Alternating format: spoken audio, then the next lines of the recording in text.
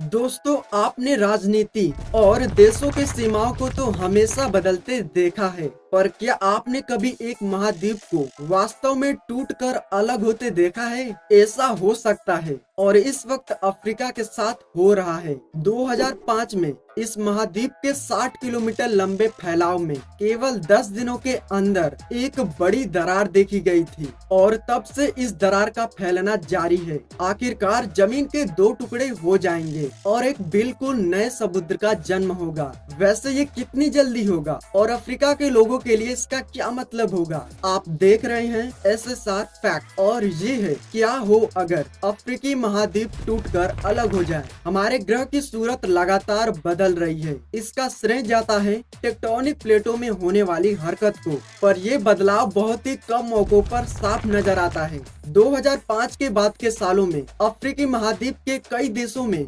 जमीन पर दरारें आईं, जिससे वहां रहने वालों में डर पैदा हुआ है। पर ये दरारें दिखने में जितनी भी डरावनी हो, जानकारों का कहना है कि ये हमें इस बारे में काफी कुछ सिखाएगी कि हमारी दुनिया कैसे बनी थी। क्या आपने कभी पूर्वी अफ्रीकी रिफ्ट के बारे में सुना है? इथोपिया के लोगों ने भी नहीं सुना था जब तक उनके पैरों के नीचे की जमीन में अचानक दरार नहीं आने लगी। पूर्वी अफ्रीकी रिफ्ट पूर्व अफ्रीका में मौजूद दरार का एक सक्रिय जोन है और आपके चेहरे को देखते हुए हमें शायद आगे बढ़ने के पहले इसे और अच्छे से समझ लेना चाहिए। तो पृथ्वी के बाहर की कठोर परत को लिथोस्फीयर कहते हैं और ये कई टेक्टोनिक प्लेटों में बटी हुई हैं। टेक्टोनिक प्लेटें असल में ठोस पत्थरों के वो बड़े टुकड़े होते हैं जो एक दूसरे के सामने अलग अलग रफ्तार से हरकत करते हैं। जब ये प्लेटें एक दूसरे से अलग दिशा में जाती हैं, तो इनकी सीमाओं वाले इलाकों में दरारें बनने लगती हैं। इन दोनों प्लेटों के बीच में बची हुई जमीन सिकुड़ने लगती है और ये रिफ्ट वैली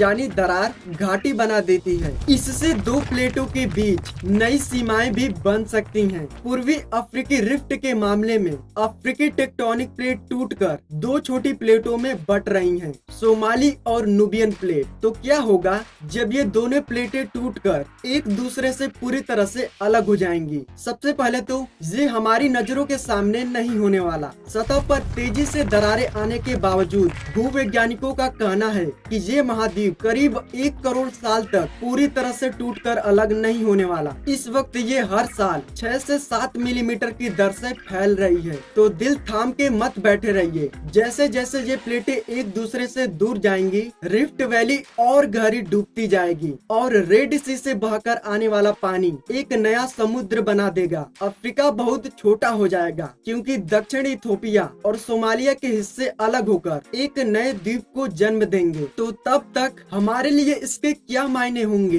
रिफ्ट के आसपास रहने वाले अफ्रीकी लोग और उथल पुथल की उम्मीद कर सकते हैं। उनकी सड़कों और शहरों में दरारें और जिन जगहों पर अब तक ऐसा कुछ नहीं था, वहाँ अचानक घाटियां बनना। पर सब कुछ बुरा नहीं है, बल्कि ज्यादातर भूवैज्ञानिक इस प्रक्रिया को लेकर काफी उत्साह में हैं। उनका मानना है कि ऐसा होने से इस बारे में कुछ दिलचस्प जानकारियां मिलेंगी कि हमारी पृथ्वी की सतह का आकार कैसा है और भूकंप और ज्वालामुखी विस्फोट कैसे होते हैं। एक दिन हमारे सभी महाद्वीप पूरी तरह से अलग अलग नजर आने लगेंगी। लेकिन इस पर चर्चा के लिए देखते रहे SSR फैक्ट्स।